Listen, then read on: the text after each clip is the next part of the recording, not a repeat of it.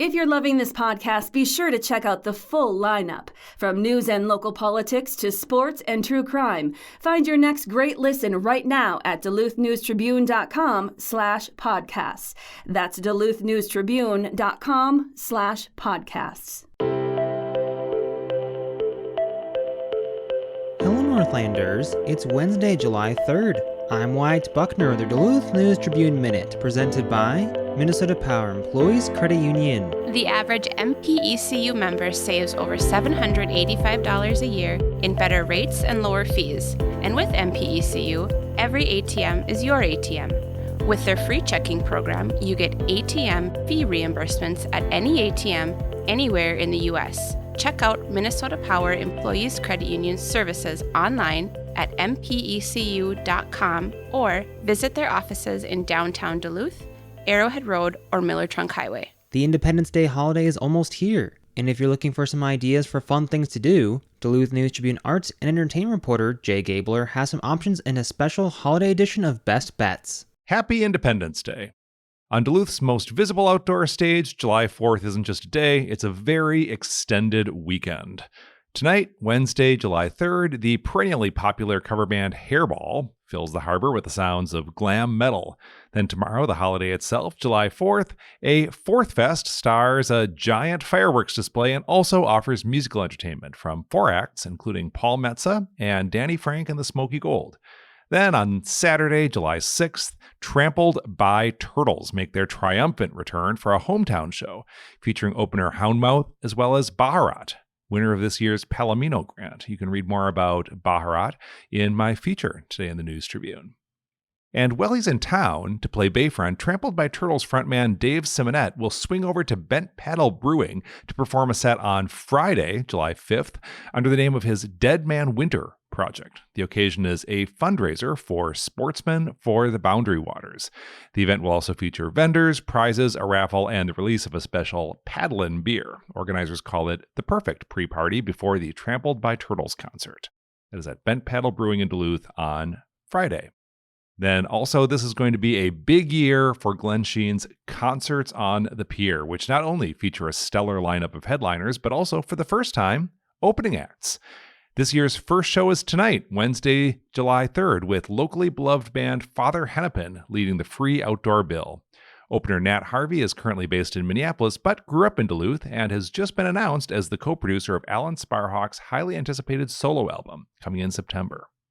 In short, the show is shaping up to be a quintessential Zenith City summer experience. For more on that and other best bets for the weekend, check out DuluthNewsTribune.com. I'm Jay Gabler. Now here's today's headlines. Nearly 3 years after a Babbitt business owner was stabbed in her store, cases continue to progress against 3 men who allegedly plotted to have her killed.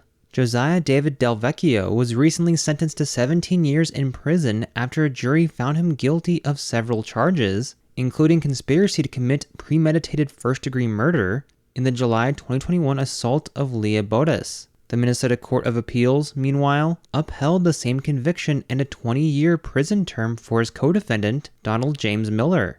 A third man, Dylan Thomas Peterson, who was identified by Bodas as the assailant, is set to face trial on the same charge in November.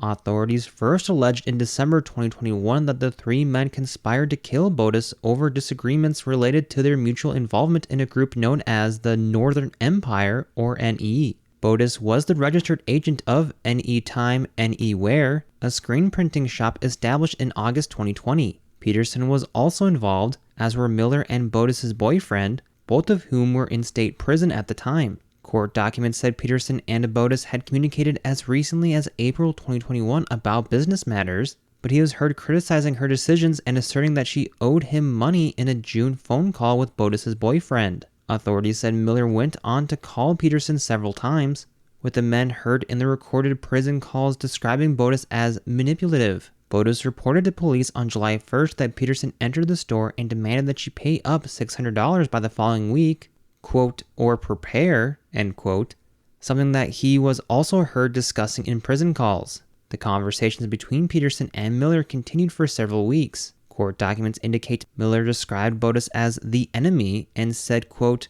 "The girl's gotta go," end quote. They also reportedly took a vote on collateral damage and referenced dropping a nuclear bomb. The next day, July 10th, Botus was stabbed with an ice pick in a swift attack, suffering 3 wounds to her stomach and 1 each to her leg and hand.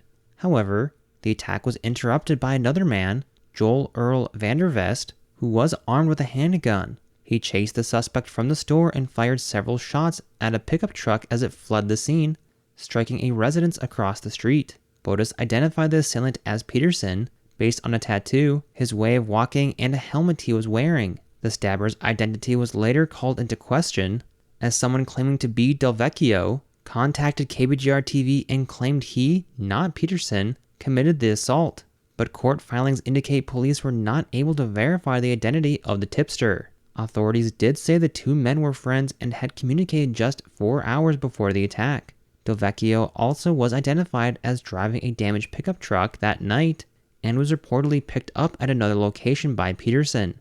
Botus, then 53, was hospitalized and underwent multiple surgeries, losing use of her foot and partial use of her thumb, according to court documents. Del Vecchio, 27, was convicted by a Virginia jury in January of the murder conspiracy, along with aiding and abetting attempted first-degree murder and first- and second-degree assault. At his June 18th sentencing, public defenders petitioned the court for a below-guideline sentence of 10 years. Supported by numerous family and community letters of support, they described an, quote, unending circle of trauma, end quote, dating back to his birth. The attorneys argued Del Vecchio's role in the crime was minimal, and they contended the defendant, who was first charged with a felony at age 13, has since undergone an astonishing life change that includes serving as a leader and mentor in his church. Judge Michelle Anderson, who heard a victim impact statement from Botus, denied the departure request, but imposed a term 3 years shorter than the statutory maximum handed down to Miller. The sentence came just 1 day after the appellate court upheld Miller's March 2023 jury conviction. Peterson, meanwhile, has admitted to 2 unrelated stabbings, one during a June 2021 altercation at Snickers Pizza in Eveleth, and the other in January 2022 when he went to a Hibbing residence to confront another man. He pleaded guilty in December 2022 to 2 counts of second-degree assault and was later sentenced to 10 years, an upward departure from guidelines on each count. His trial for the murder conspiracy, in which he'll face up to an additional 20 years if convicted, is set to begin November 12th in Virginia. A Duluth man who allegedly drove while intoxicated with children in the vehicle made his initial appearance in Douglas County Circuit Court on June 24th. Brian Lee Sace, 40, faces 1 felony charge of 6th offense operating a motor vehicle while under the influence with a minor in the vehicle. A cash bond of $10,000 was set for Sace, who remained in custody at the Douglas County Jail on Monday. He was ordered not to use alcohol or drive as conditions of the bond. Superior Police Officer Robert Eastman responded to a report of a child in custody for shoplifting at Super One Foods on Oaks Avenue at 5:15 p.m. June 22nd, according to the criminal complaint. The child pointed out the vehicle they came in, and Eastman made contact with the man in the driver's seat, identified as Sace. 2 other children were in the back seat of the vehicle. Eastman saw 2 open cans of Twisted Tea, an alcoholic beverage, in the passenger seat. The officer knocked on the driver's side window. Sace reportedly attempted to start the vehicle twice before rolling the window down. Eastman noticed that Sace's speech was slurred and his eyes were droopy, and that the vehicle's registration had expired, according to the complaint. The officer also allegedly smelled alcohol coming from Sace. Eastman told the Duluth man that the vehicle could not be driven due to expired registration. Sace reportedly replied, "I know," began yelling at the children in the back seat, and then successfully started the car up before Eastman told him he was not free to leave. The child who was in the store told Eastman that Sace had driven them to Super One. The children told police that Sace only had 1 drink and they had been safe the entire time, quote, because he was driving safe and they had their seatbelts on, end quote, the complaint said. Sace has 5 driving while intoxicated convictions in Minnesota, 4 in St. Louis County and 1 in Carleton County, according to the complaint. The most recent conviction was in 2022 for a 2020 incident. If convicted, Sace faces a maximum penalty of 20 years of imprisonment and a fine of up to $50,000. His next court appearance was set for today. Now here's a look at your forecast, brought from the News Tribune's Northlandia podcast. Good morning. The area weather forecast for the Duluth Harbor region. Patchy fog possible this morning, turning into a sunny day. Winds picking up out of the west at about 10 to 20 miles an hour.